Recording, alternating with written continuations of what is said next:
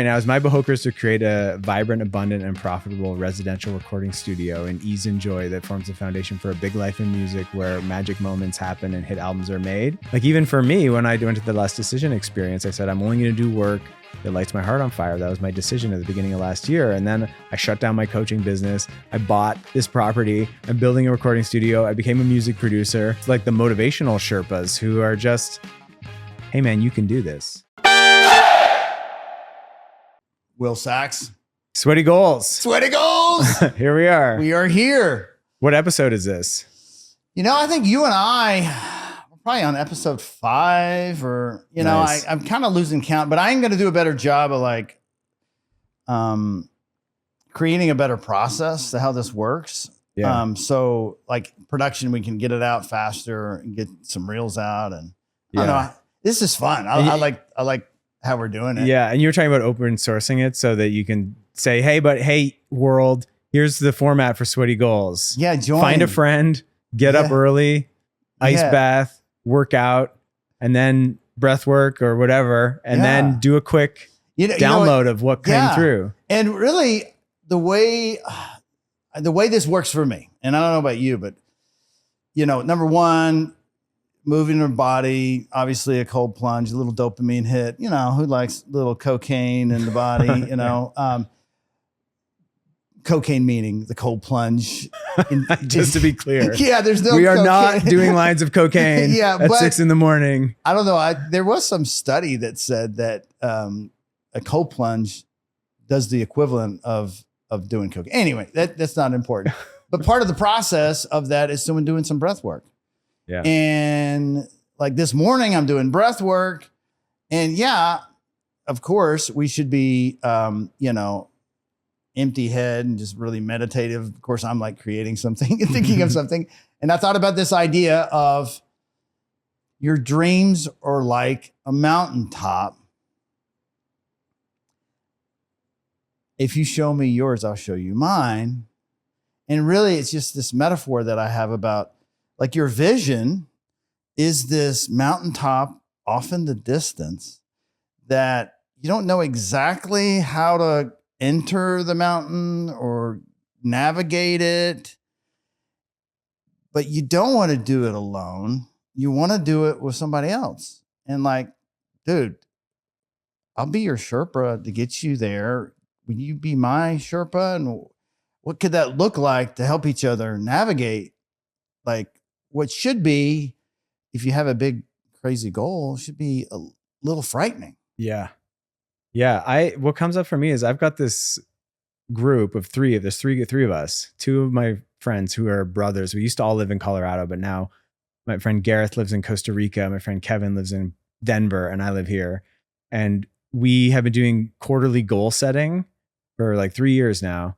And then every morning at 8:45, we have a stand-up where we say my Bahoker, which is a term that we coined, which stands for big, hairy, audacious OKR, you know, objective and key results. So my Bahoker and mine right now is my Bahoker is to create a vibrant, abundant, and profitable residential recording studio in ease and joy that forms the foundation for a big life in music where magic moments happen and hit albums are made, and to play a show for 1,000 people. Those are my Bahokers for this year. Wow. And so when we get on the call, we all say our Bahokers, and it was well rehearsed too. I can tell. Well, I say it every day. Yeah. You know? And it keeps me, like you said, it keeps me remembering like, oh yeah, the mountaintop, even though some days I'm completely dealing with all this other shit that I got to deal with. And I might lose sight of the mountaintop because as I'm building the recording studio, the drywall guys don't show up and this guy wants more money. And there's, you know, the Airstream gets fucked up because XYZ. And it's like, wait, what am I doing? Oh yeah. I'm building a residential recording studio in ease and joy that forms the foundation for a big life in music where hit albums are made and magic moments happen. So I can be like, okay, that's the mountaintop. And that is helpful in life because if we don't have that mountain, then we're kind of, we don't know where we're going. Well, you know, it's like we're in the forest.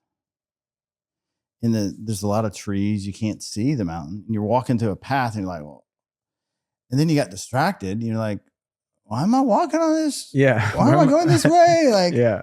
and then really what a Sherpa does and go, hey, look, you see that little clearing right there? Just look, focus your eyes over here. Yeah, that's where you're going. Yeah. Yeah. You got this. Well, man, you can do this. Yeah. You get through this, you know, especially like, could you imagine what the finesse that a Sherpa has to do on a mountain? You're exhausted. You can't breathe. You want to give up, you know, and that Sherpa's there, like giving you the confidence that you have some protection, that you're not alone. You're not doing this alone. Yeah. Because I could see if you're alone, you're climbing it, unknowing what's next. It's the fear of the unknown, the steps up that you just don't see.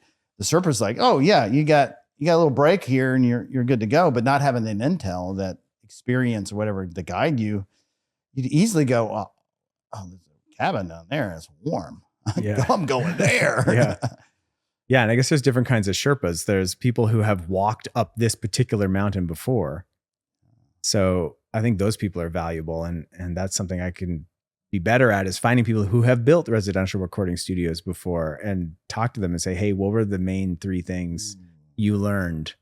And they'll probably be like, oh, well, in the early days, A, B, and C. And probably I'm doing all 3 of those, you know, mistakes so I got to really find those types of Sherpas. And then there's like the motivational Sherpas who are just, hey man, you can do this. I believe in you. Yeah. And that is so crucial too, because when you're taking on something big, there's so many moments on the roller coaster of creation where, you know, something goes wrong and you need that. You need someone to be like, I believe in you. Yeah. I saw Alex Hermosi, he had posted on Instagram the other day. He said that his wife believed in him and his vision more than he did in the early days. And that's what kept them going. That is such a powerful statement, to have someone close to you that because man, I tell you what, I spend so much of my time trying to repump myself up, you know, to stay on the path, especially some of the work that I've been doing over the last year. There is not a clear return on the time and energy that I've spent, you know, in this process. Right. Because a lot of the stuff I'm trying to do is a lot of figuring it out. Yeah. Hunting for product market fit is it's hard and it's lonely and has a lot of dead ends. Yeah. It's like you see the mountain, you're in the forest at the bottom and you're going, maybe I can go around the left side, and then you hit a rock wall and then you come back. You're like, well, that didn't work. Maybe I can go over this. And then you hit a barrier again and you end up in the swamp. It's like that seeking product market fit can be just annoying. But you know, it's also weird because, you know, the work that I feel like I'm meant to help people with is for transformation. Yeah. And I have like so many people that have told me they got transformed by X, Y, right. and Z. So it's working. And then I'm like, I go look in the bank account and it goes, what? I don't see it it's where is it actually working? But that transformation isn't mean that I transform and I get paid for it. Right. But I freaking love it. Yeah. And I think the model is to figure out how to have both and be okay with not exchange for money. Like I got energy from hearing people talking about transformation that I can use in other places. So there was an exchange. Yeah. And I think for you in the context of transformation, you're creating value. It's just who you are. Like that value is being created and people are experiencing that value. And then they're coming back to you and saying, Robert, thank you so much. Like even for me, when I went to the Last Decision experience, I said, I'm only going to do work that lights my heart on fire. That was my decision at the beginning of last year. And then I shut down my coaching business. I bought this property. I'm building a recording studio. I became a music producer. You know, you're doing it. I'm doing it. So that event had an impact on me.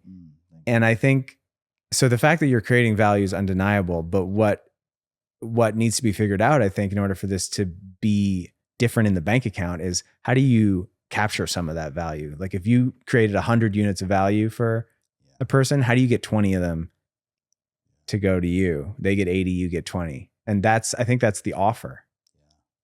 Because once you dial in the offer, you're like, hey, I'm going to give you 100 units of value and you only have to give me 20. I'm going to give you $100. You're like reminding me, Mr. Sherpa, that I need work on the offer. On the offer. Yeah, totally agree. Totally agree. Yeah. And once you hit the offer, that's what Hormozi talks about. Once you get the offer right, that's like half your business. Offer and team. That's kind of how I've been thinking about it. You have the offer right, you have the team right. That feels like, okay, now you can just like sit back and the thing's going to drive itself. You know? Steps here. Thank you. Yeah. Thank you, Will Sachs. Yeah, you're welcome. Be your Sherpa. All right. Good? Yeah. Sweaty goals. Do it at home. Do it at home, people.